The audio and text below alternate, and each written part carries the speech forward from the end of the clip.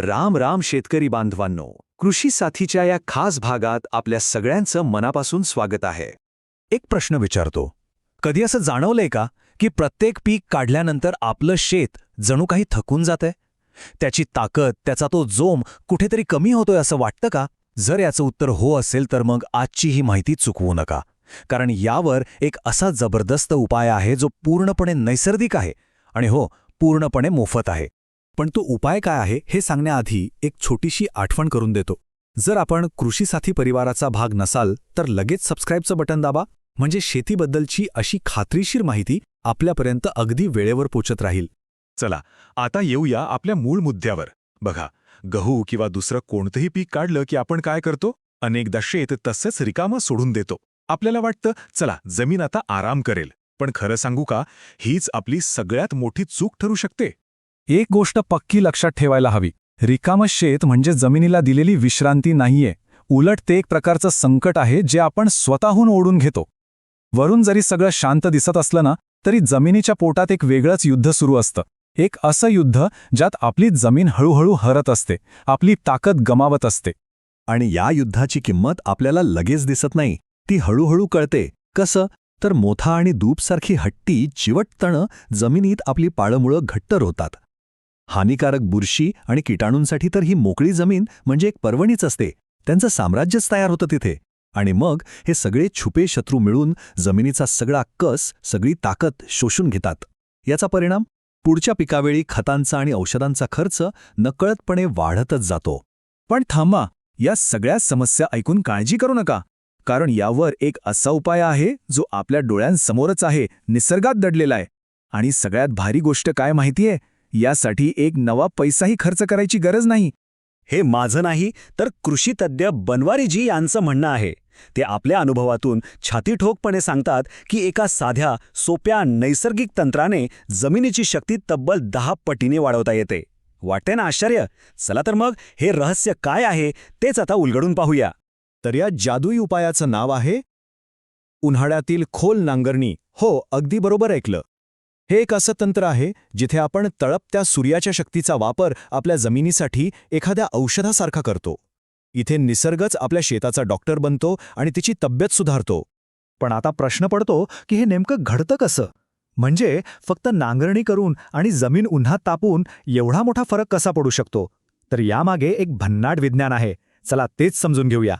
बघा, प्रक्रिया अगदी सोपी आहे. जेव्हा आपण खोल नांगरणी करतो तेव्हा जमिनीच्या खालचा थर वर येतो आणि त्याची मोठी मोठी ढेकळं तयार होतात. मग काय, एप्रिल-मे महिन्याचा तळपता सूर्य आणि त्या गरम कोरड्या वाऱ्यांचा मारा थेट या ढेकळांवर होतो.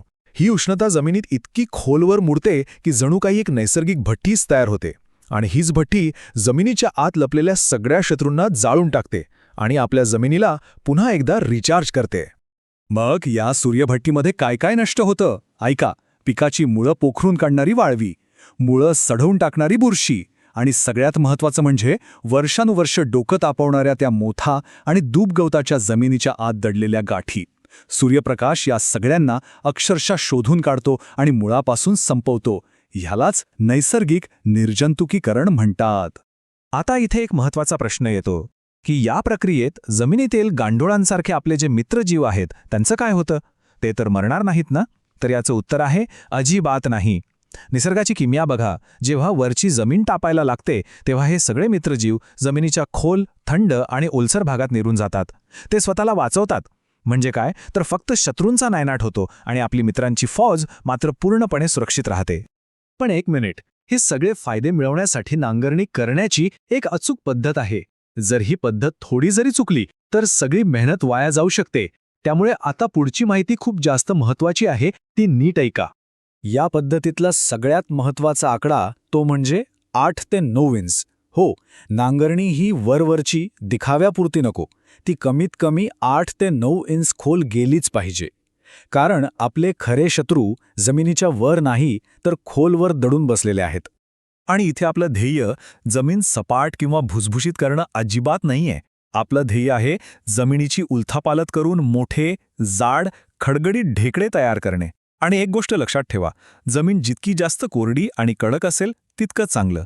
नांगरणी झाल्यावर चुकूनही रोटावेटर किंवा पाटा फिरवायचा नाही, ती ढेकळं तशीच उन्हात तापायला सोडून द्यायची. आणि हे सगळं करण्यासाठी योग्य वेळ कोणती? तर वर्षातले फक्त 2च महिने, एप्रिल आणि मे. कारण ह्याच काळात सूर्य आग ओकत असतो आणि वारेही गरम असतात. हीच ती सुवर्णसंधी आहे जेव्हा निसर्ग स्वतः आपल्या मदतीला धावून येतो. आता आपण त्या एका मोठ्या चुकीबद्दल बोलूया, जी दुर्दैवाने अनेक जण करतात आणि त्यांची सगळी मेहनत अक्षरशः पाण्यात जाते. अनेकदा काय होतं, जमीन खूप कडक झालीये, नांगर चालत नाही, म्हणून काही जण नांगरणीच्या आधी शेताला पाणी देतात. बस इथेच सगळा खेळ बिघडतो. ही सगळ्यात मोठी चूक आहे. योग्य पद्धत एकच आहे, कडक, तापलेल्या आणि पूर्णपणे कोरड्या जमिनीतच नांगरणी करायची.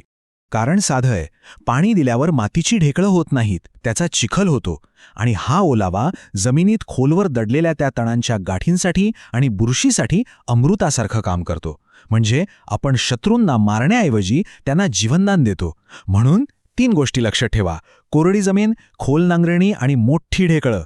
तर मग विचार करा, या एका साध्या, सोप्या आणि शून्य खर्चाच्या बदलामुळे आपल्या जमिनीचं भविष्य कसं बदलू शकतं. इथे बनवारीजी यांचे शब्द पुन्हा एकदा आठवले पाहिजेत. ते म्हणतात, आम्ही तेच सांगतो जे आधी स्वतःच्या शेतात करून पाहिलं आहे. म्हणजे हा फक्त कुठला तरी किताबी उपाय नाही, तर अनुभवाच्या कसोटीवर सिद्ध झालेला एक यशस्वी फॉर्म्युला आहे. ही एक अशी गुंतवणूक आहे ज्यात खर्च शून्य आहे, पण फायदा मात्र भरभरून मिळतो. शेवटी सार इतकंच आहे की आपण निसर्गाच्या विरोधात लढण्याऐवजी त्याच्यासोबत मिळून काम करायला शिकतो, त्याची ताकद आपल्या फायद्यासाठी वापरतो. आणि असं केल्याने आपल्या जमिनीचं आरोग्य फक्त पुढच्या एका पिकापुरतं नाही, तर येणाऱ्या अनेक हंगामांसाठी सुधारतं. जमिनीचा कस नैसर्गिकरित्या वाढतो आणि मग आपला खतांवरचा, औषधांवरचा खर्च आपोआप कमी होतो. ही माहिती ऐकल्यावर एक विचार मनात येतोच की आपल्या पूर्वजांनी वापरलेली अशी कितीतरी साधी, सोपी नैसर्गिक तंत्र असतील जी आज आपण विसरून गेलो आहोत. कदाचित शेतीच्या सगळ्या समस्यांची उत्तरं त्या महागड्या बाटल्यांमध्ये नाहीत, तर निसर्गाच्या या चक्रातच दडलेली आहेत, नाही का? मला आशा आहे की आजची ही माहिती आपल्या सगळ्यांच्या नक्कीच कामी येईल. अशीच शास्त्रीय, सोप्या भाषेतील आणि अनुभवावर आधारलेली माहिती नियमितपणे मिळवण्यासाठी कृषी साथी या आपल्या चॅनलला सबस्क्राईब करायला अजिबात विसरू नका. भेटूया पुढच्या भागात. धन्यवाद.